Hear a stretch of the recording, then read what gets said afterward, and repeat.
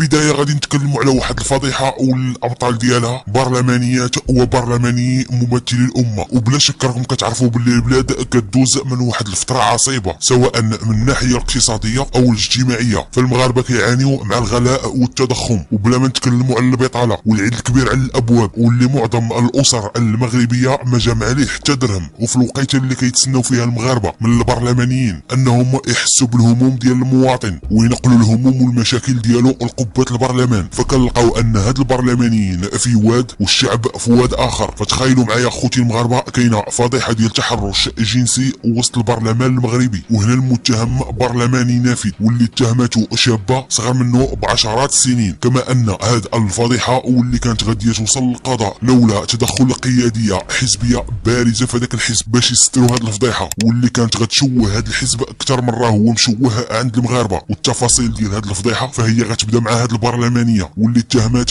برلماني بالتحرش، فهي تشكات الام ديالها، والام ديالها عاودات هاد الفضيحه للزوج ديالها، يعني الاب ديال البرلمانيه، وباها ما غاديش يعجبو الحال ومشى قدم شكايه ضد البرلماني واللي تحرش ليه بنته. ولكن المشكل اللي كان عند الاب هو ما عندوش الحجه والدليل، ومن بعد هاد الاب ديال البرلمانيه غادي ينقل الشكايه الاعضاء في نفس الحزب، وهنا غادي يكونوا تدخلات باش غادي تستروا على هاد الفضيحه. وبغض النظر اخوتي المغاربه على هاد الاتهامات سواء كانت صحيحه ولا ماشي صحيحه، فشوفوا معايا اخوتي المغاربه الكواليس وشنو كيدور في الخفاء وسط البرلمان المغربي. ولكن بطبيعه الحال هادشي ماشي غريب على واحد البرلمان اللي صوت بالاجماع على مبدع كرئيس للجنه العدل والتشريع، وهادشي ماشي غريب على برلمان كيترأسو رشيد الطالبي العالمي صحاب الشيكات بدون رصيد وعليه احكام قضائيه. زائد الفضائح ديال البرلمان المغربي ما غادياش توقف هنا، فعلى حساب مصادر من داخل البرلمان كيقولوا باللي كاين واحد الكوبل برلماني على شاكله الكوبل الحكومي اللي كان في حكومه بن كيران. فالقضيه اخوتي المغاربه وما فيها واحد البرلمانيه يلاه طلقات مؤخرا طاحت في علاقه غراميه مع برلماني متزوج، واللي حاليا كيدير جميع الطرق وكيفكر الليل والنهار ماشي باش يلقى حلول للشعب المغربي والناس اللي صوتوا عليه، هو كيدير هاد المجهودات كامله باش ياخذ الاذن من عند المراه الاولى باش تسمح ليه يتزوج مع البرلمانيه اللي راه مصاحب معاها، وهي دابا راه كتسنى الزوج الجديد. فمبارك ومسعود على الجميع، وكنتمنى منكم حتى نتوما تباركوا ليهم.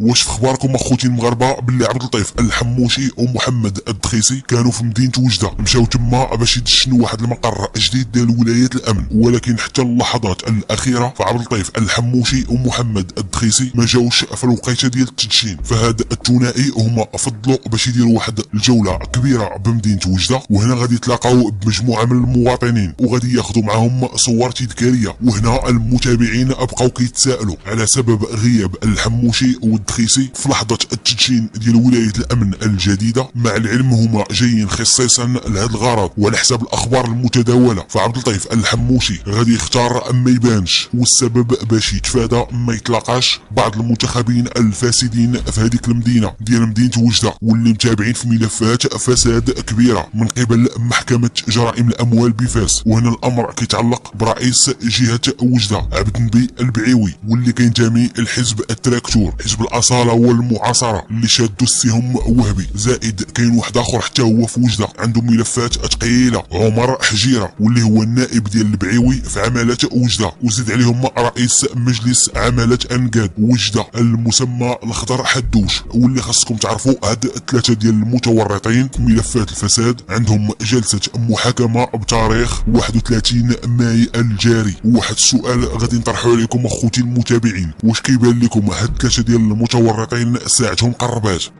هادوك ديال الشرق عاوتاني داك عمر حجيره تصور علاش انت السي عمر حجيره ولا السي داك النبي ولا سميتو ولا علاش معروض على القضاء؟ وجي انا بغيت نفهمها، علاش معروض على القضاء عباد الله حكم ابتدائي واستئنافي؟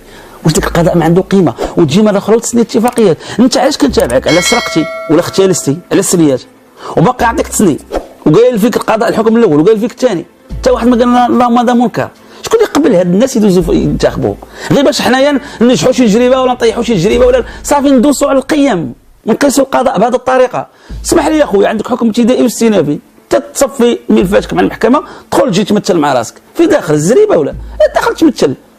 شحال داخل شنو زعما اي حق؟ هذاك القاضي اللي حكم عليك شنو زعما كاين كيدير؟ كان كيضيع الوقت والقاضي الثاني والهيئه الثانيه، وطلع ملف السينافي بقى تما في محكمه النقد. انت شديناك على فلوس سرقتيها وكليتيها، وعاوتاني نعطيك ميزانيه اخرى عاوتاني. زعما بغيت نفهم هذه، زعما كيفاش زعما ما فهمتهاش. عطينا شي دوله في العالم الناس معروض عندهم حكم ابتدائي ولا استئنافي وكيدبر الشأن.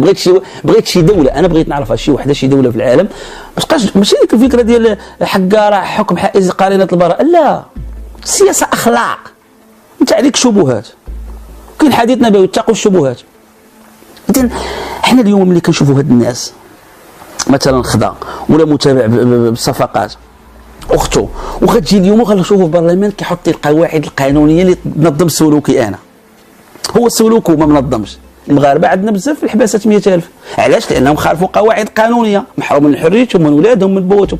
وهاد الناس اللي تيقول من تحتها واحد اخر خالف قاعده قانونيه، ويجي واحد يحل المشكل من تحتها وبهدوء، والاخر يدوز الحبس بخشونه.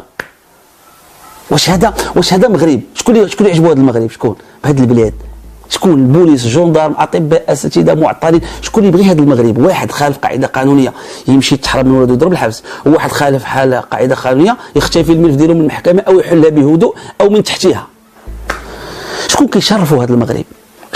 شكون كيدافع على هذا المغرب؟ شكون بغى هذا المغرب بحال هكا؟ واش لا قلنا واحد المغرب فيه المساواه؟ خايبه المغاربه كيخيبونا على المساواة، ما طلبنا حتى حاجه، لا توابيت لا كل شيء، غير المساواة، غير هذا بحال هذا. غادي تجي دابا السيده غتجي رئيسه مجلس، واول حاجه غتبرمج النقطه هي تسحب الشكايه اللي دار المجلس ضد خوها، حيت خوها كان رئيس تما. واش هذا الشيء دابا ساهل؟ وعلاش كنا كنهضر معاكم علاش اخويا هذا السيد هذا ملفو ما يتحكمش في القضاء؟ علاش ما يتحكمش في محكمه النقد؟ اشنو كاين؟ اذا كيفاش حنا نعيشوا وسط هذه الاوضاع؟ فالناس اللي كنتسناو منهم عباد. واخطر حاجه وانا باقي كنقولها، علاش كلشي سكت على هذا الشيء ديال الذي ينسب للسي وهبي التسجيل الصوتي؟ واش كيصحاب لكم هذا الشيء ساهل؟ فين هي النيابه العامه البحث؟ شحال من مره النيابه العامه كتحرك على عدد من الاشياء. هذا تصريح خطير. اجي الشريف كيفاش تحلها من تحتها؟ واش التصريح ديالك حنا كنحلوه من تحتها ولا من فوقها وبهدوء؟ ماشي انت واخا شكون مول هذا التسجيل الصوتي؟ جيبوه، راه كيشوش على المؤسسه، كيشوش على الراي العام، وكيمس جريمه خطيره كتسمى المس بالثقه العامه. الثقه العامه عباد الله، راه الولاء هنا زعزعت الولاء للمؤسسات. هذا هو زعزعت ولاء المغاربه للمؤسسات. اللي معيش واحد المؤسسه هذا كتدير الحبس، هذا من تحتها، وهذا بهدوء، وهذا كيقول لك اختفى الملف. هادو جوج محامون، هادو جوج محامون. هذا الشقر واش هاد الشيء المغاربه سهل؟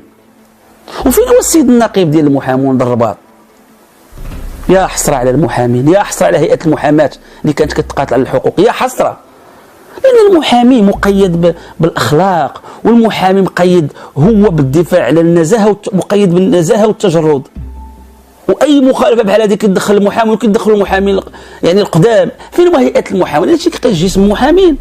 الا عرفنا حنا المحامون كيحلوها من تحتها ومن فوقها وبجانبها، راه كتعطي واحد الانطباع مع احترام. انا ما تنقولش هذا الشيء للسي وهبي، ما تنقولش، ولكن تنقول البعض يقدر يفهم، يقول لك المحامين ولاو غاس مصريه.